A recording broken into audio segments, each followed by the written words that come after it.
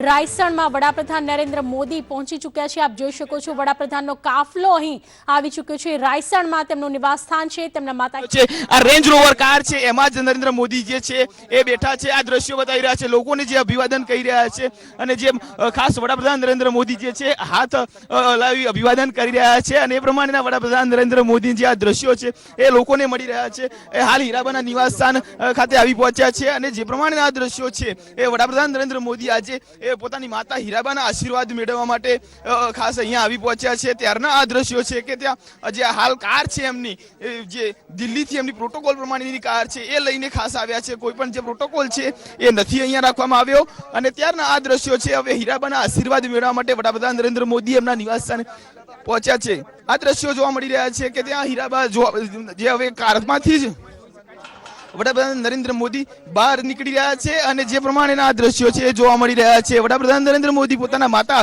એટલે કે હીરાબાના જે કહી શકાય કે આશીર્વાદ લેવા માટે આવ્યા છે। આ વડાપ્રધાન નરેન્દ્ર મોદીની એક ઝલક છે જે પોતાની માતા હીરાબાના નિવાસ સ્થાને આવી પહોંચ્યા છે અને ત્યાં આશીર્વાદ લેશે। પંકજભાઈ મોદી જે છે એમના નાના ભાઈ છે એ પણ હાલ તેમના નિવાસ સ્થાને છે।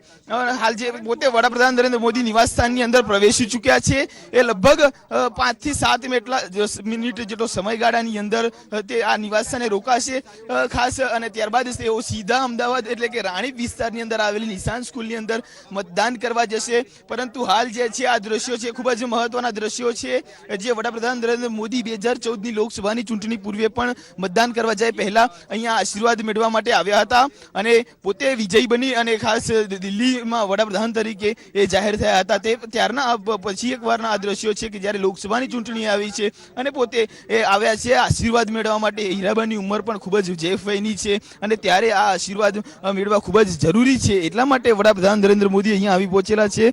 ખાસ આ દ્રશ્યો છે કે જે એ તમામ જે એસપીજીના અધિકારીઓ છે એ પણ હાલ અહીંયા મોજૂદ છે અને જે સિક્યુરિટી જે છે ખાસ એલર્ટ તમામ જે છે એ કરી દેવામાં આવેલી છે અને હાલ જે પ્રમાણેની જે એ બે જે કાર છે એ પ્રોટોકોલ પ્રમાણેની એ લઈને વડાપ્રધાન નરેન્દ્ર મોદી રાયસણ ખાતે આવ્યા છે। વડાપ્રધાન જ્યારે પણ ખાસ હીરાબાના આશીર્વાદ મેળવવા માટે આવતા હોય છે ત્યારે ખાસ જે પ્રોટોકોલ છે એ પ્રોટોકોલ તોડીને આવતા હોય છે અને સામાન્ય વ્યક્તિના જેમ પોતે આવતા હોય છે અને માતા હીરાબાના આશીર્વાદ મેળવતા હોય છે। ત્યારે હાલના આ દ્રશ્યો છે કે જ્યાં ખાસ વડાપ્રધાન નરેન્દ્ર મોદી જે છે એ ખાસ આશીર્વાદ મેળવવા માટે આવી પહોંચેલા છે અને ત્યાંના દ્રશ્યો આપને બતાવી રહ્યો છું કે જ્યાં હીરાબા નું નિવાસસ્થાન છે રાયસણ ખાતે અને ત્યાં આવ્યા છે અને ત્યાં જ હીરાબા અને ભાઈ પંકજ મોદીનું નિવાસસ્થાન આવેલું છે। લગભગ આ જે વડાપ્રધાન મોદી હાલ એમના નિવાસસ્થાનની અંદર પ્રવેશી ચૂક્યા છે। લગભગ 7 થી 8 મિનિટ જેટલો આ મુલાકાતનો સમય રહેશે અને પછી ત્યારબાદ સીધા તેઓ